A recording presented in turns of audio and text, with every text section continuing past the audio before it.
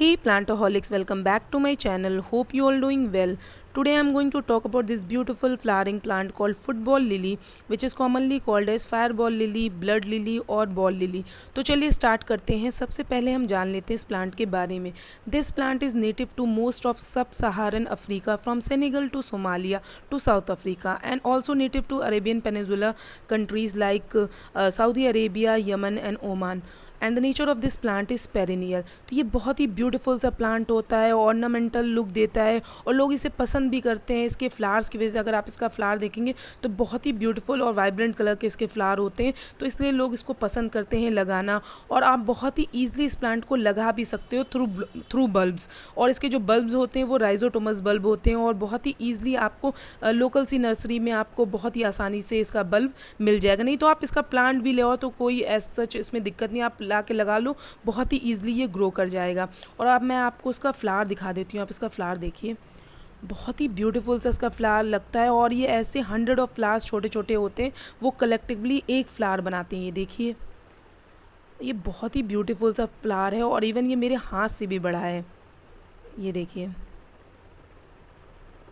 और इसमें आपको इसका जो फ्लावर होता है ये आपको पिंक और रेड शेड्स में बहुत ही ईजिली आपको नर्सरी पे मिल जाएगा। और इसकी लीव्स देखिए, ये भी बहुत ही प्यारी सी लगती हैं और इसमें थोड़ी सी शाइन सी होती है जो इसकी लीव्स होती हैं। और अब मैं बात कर लूँ कि अगर जब भी इसका ब्लूमिंग का टाइम होता है वो समर और अर्ली ऑटम में होता है और उस समय भी बहुत ही अच्छे से ब्लूमिंग करता है। और कई बार ये होता है कि इसके जो फ्लावर्स होते हैं वो पहले आ जाते हैं और लीव्स इसकी बाद में होती हैं। और कई बार ये होता है कि फ्लावर्स के साथ ही इसकी जो लीव्स होती हैं वो भी साथ साथ में निकलती हैं।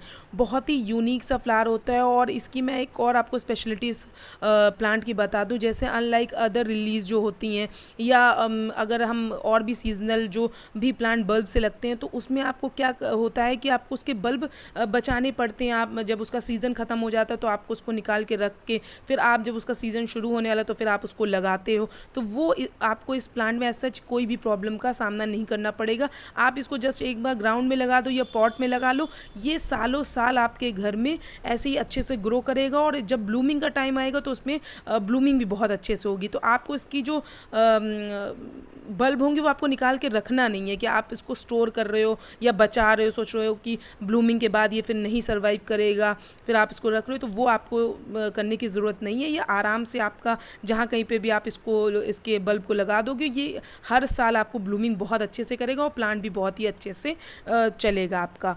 और जैसे जैसे इस प्लांट को लगा के आपको थोड़ा सा टाइम होगा, जैसे ये मैं प्लांट जो था ये मैं पिछले साल लेके आई थी, उसका छोटा सा साल इसका फ्लावर देखिए कितना बड़ा सा आया है, वो भी बहुत बढ़ेगा। इसका जो नंबर ऑफ फ्लावर्स होंगे वो भी आपके बढ़ेंगे इसमें अगल बगल से और स्टॉक्स में फ्लावर्स लग जाएंगे। तो ये बहुत ही यूनिक सा, बहुत ही ब्यूटीफुल सा फ्लावर होता है। और अब हम बात कर लेते हैं कि हमें इस प्लांट की केयर कैसे करनी है।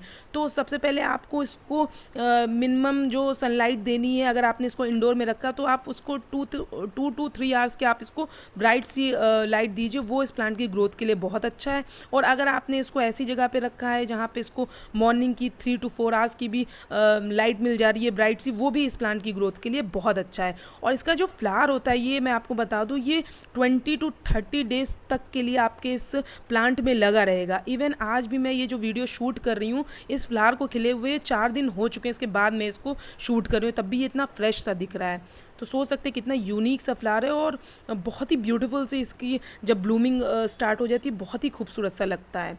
और इतना बड़ा सा है और इतने छोटे से मैंने इसको पॉट में लगाया हुआ था। लास्ट ईयर से मेरा ये इसी पॉट में लगा हुआ है और इस साल भी देखिए इसमें कितने अच्छे से ये फ्लावर आ गया है।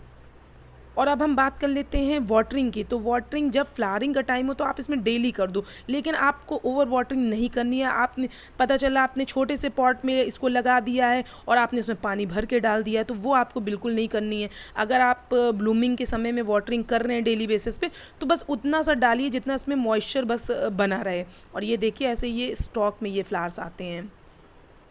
आपको इसकी मिट्टी को सॉगी बिल्कुल भी नहीं करना, चूँकि ये प्लांट बल्ब से लगा हुआ होता है। जो भी प्लांट अगर आप बल्ब से लगाते हो तो अगर आपने उसमें ओवर वाटरिंग कर दी तो उसका जो बल्ब होता है वो गलना स्टार्ट कर जाएगा और वो रॉट हो जाएगा। उससे आपका प्लांट सूख भी सकता है और मर भी सकता है। तो ये चीज़ आप इसका ध्यान में रखिएगा। और जब ब्लूमिंग ना हो रही हो तो आप इसमें बिल्कुल, जब एक बार इसकी सॉइल की जो ऊपर की परत सूखने लगे तब आप इसमें पानी डालिए। ये इस बात का आप ध्यान में रखिएगा। और सॉइल जो है वो इसको वेल ड्रेन सी पसंद है, तो उसके लिए आप 50% गार्डन सॉइल लीजिएगा, 20% आप इसमें सैंड लीजिए, 10% आप वर्मी कंपोस्ट ले लीजिएगा, 10% आप गोबर की खाद ले लीजिए और 10% नीम खली ले लीजिए। वो इसका पॉटिंग मिक्सचर बहुत अच्छा सा बन जाएगा। उसमें आप बल्ब को ला के लगा दीजिए, या आप इसका प्लांट भी बना बनाया आपको नर्सरी में मिल जाएगा, वो भी आप ला के लगा सकते हैं। तो आपका प्लांट बहुत ही अच्छे से इस पॉटिंग मिक्सचर में सर्वाइव रहेगा।